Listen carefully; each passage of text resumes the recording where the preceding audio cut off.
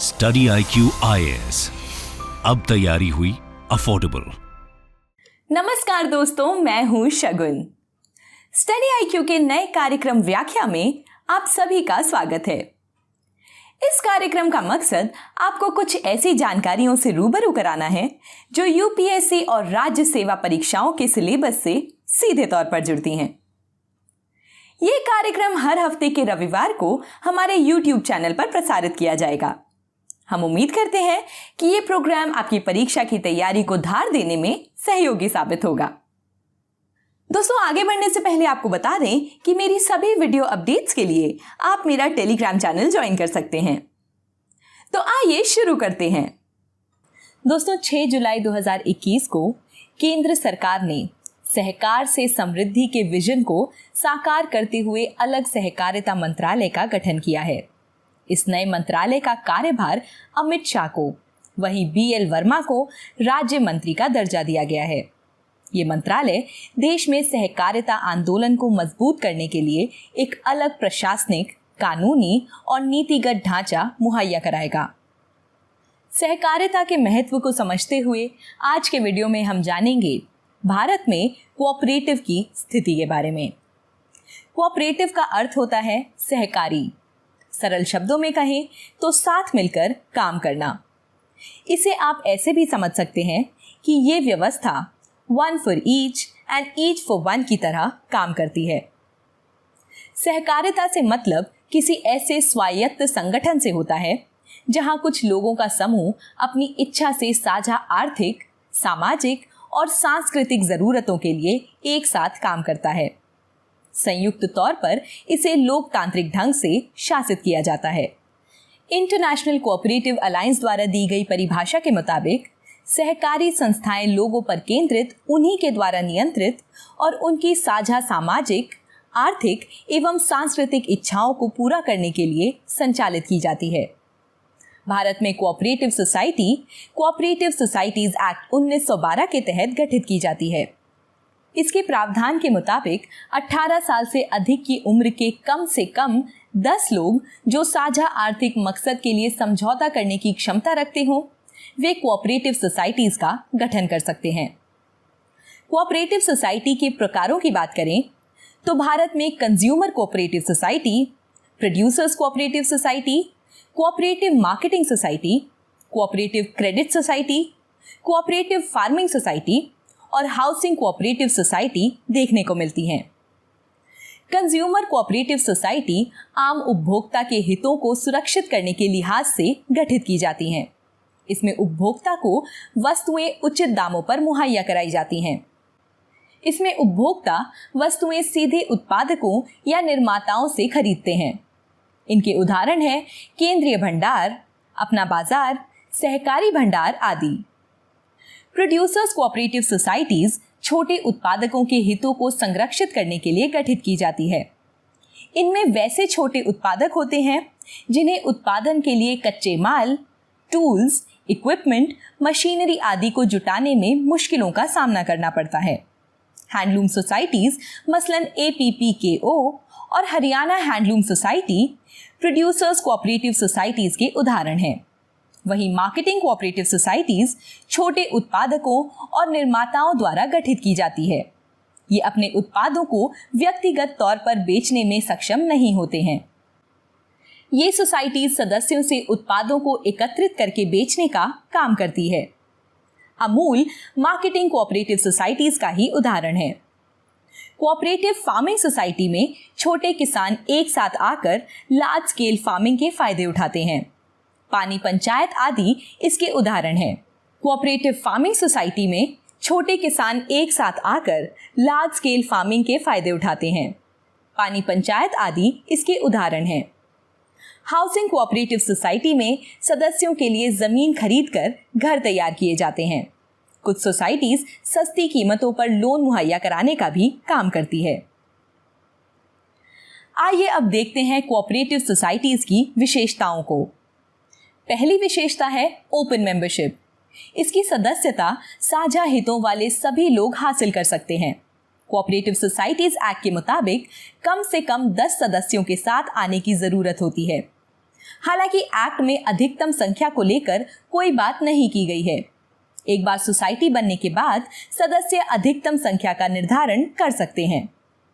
दूसरी विशेषता है वॉलेंट्री एसोसिएशन। इसमें सदस्य अपनी मर्जी से शामिल हो सकते हैं और अपनी इच्छा के मुताबिक ही संस्था को छोड़ सकते हैं। तीसरी विशेषता है राज्य का नियंत्रण। सदस्यों के हितों का ध्यान रखने के लिहाज से सोसाइटी के रजिस्ट्रेशन का प्रावधान किया जाता है। रजिस्ट्रेशन के दौरान सोसाइटी द्वारा सदस्यों और किए जा रहे व्यवसाय के बारे में जानकारी मुहैया करानी होती है। कोऑपरेटिव सोसाइटी को अकाउंट भी मेंटेन करना होता है, जिसे सरकारी ऑडिटर के द्वारा ऑडिट किया जाता है। चौथी विशेषता के तहत कोऑपरेटिव के लोकतांत्रिक प्रबंधन को रखा जा सकता है। पांचवी विशेषता की बात करें तो कोऑपरेटिव सोसाइटीज का मकसद लाभ कमाना नहीं होता, बल्कि अपने सदस्यों को सेवाएं मुहैया कराना होता है। आखिरी विशेषता की बात करें तो ये सोसाइटीज आपसी सहयोग के सिद्धांत पर काम करती हैं। आइए अब रुख करते हैं भारत में कोऑपरेटिव की संवैधानिक स्थिति को जानने पर। सहकारी समितियां संविधान की 7वीं अनुसूची की राज्य सूची में 32वें नंबर का विषय है। 97वें संविधान संशोधन अधिनियम 2011 के जरिए साल 2012 में सहकारी समितियों को संवैधानिक संरक्षण दिया गया। गौरतलब है कि ये संविधान संशोधन अधिनियम 15 फरवरी 2012 को लागू हुआ था। इस अधिनियम के जरिए संविधान में 3 प्रमुख बदलाव हुए। इनमें पहला है सहकारी समितियां बनाने के अधिकार को मौलिक अधिकार बनाया गया। इसके जरिए अनुच्छेद 19(1)(c) में सहकारी समितियां शब्द जोड़ा गया। दूसरा, संविधान के नीति निर्देशक तत्वों में अनुच्छेद 43(b) जोड़ा गया।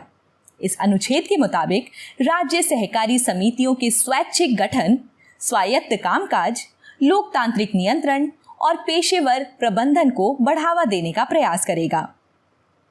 तीसरे बदलाव में संविधान में भाग 9(b) जोड़ा गया। इस भाग को सहकारी समितियां नाम दिया गया। इसमें 243(z)(h) से लेकर 243(z)(t) तक के अनुच्छेद शामिल हैं। बहरहाल जुलाई 2021 में सुप्रीम कोर्ट ने भाग 9(b) के एक हिस्से को रद्द कर दिया था। कोर्ट के फैसले के मुताबिक अब भाग 9(b) उन्हीं मल्टी स्टेट कोऑपरेटिव सोसाइटीज पर लागू होगा जो एक से अधिक राज्यों और संघ शासित प्रदेशों में काम करती है।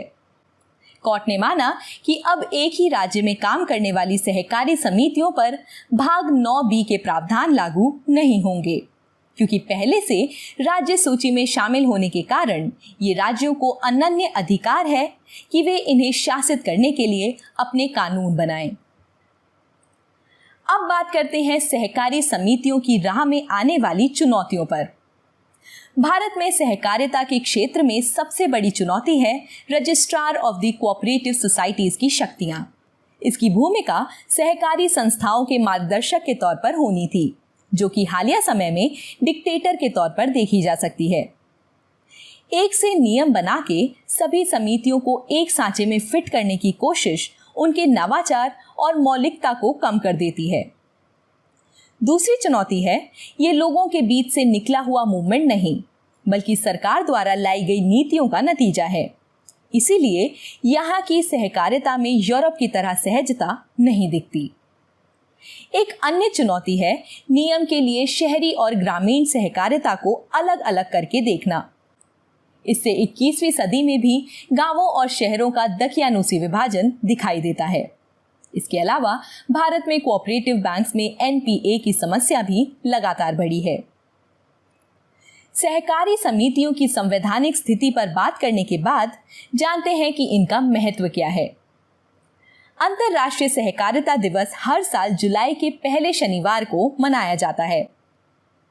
सहकारी समितियों की सबसे महत्वपूर्ण बात यही है कि ये देश के उन कोनों तक वित्त पहुंचाने में सक्षम रही जहां सरकारी और निजी क्षेत्र भी कामयाब नहीं हो सके। इसकी दूसरी सफलता सामाजिक असंतुलन को कम करने में मानी जाएगी। सहकारिता क्लास डिफरेंस को कम करने में सक्षम रही है, यानी जहां पर सदस्य बराबरी की हिस्सेदारी रखता है, वहां पर विभिन्न वर्गों के बीच भेद देखने को नहीं मिलता। संविधान के भाग 9B में सहकारी समिति में अनुसूचित जाति या जनजाति और महिला सदस्यों के होने पर उनके लिए सहकारी समिति के बोर्ड में सीटों के आरक्षण का प्रावधान किया गया है। औपनिवेशिक सत्ता वाली मानसिकता से मिली लाल फीताशाही से निजात दिलाने में सहकारी समितियों ने बड़ी भूमिका निभाई है। सहकारी समितियों से गांवों के स्तर पर अवसंरचना विकास, मसलन सड़कें, शीत भंडार गृह, बिजली, परिवहन जैसी सुविधाओं का विकास हुआ है।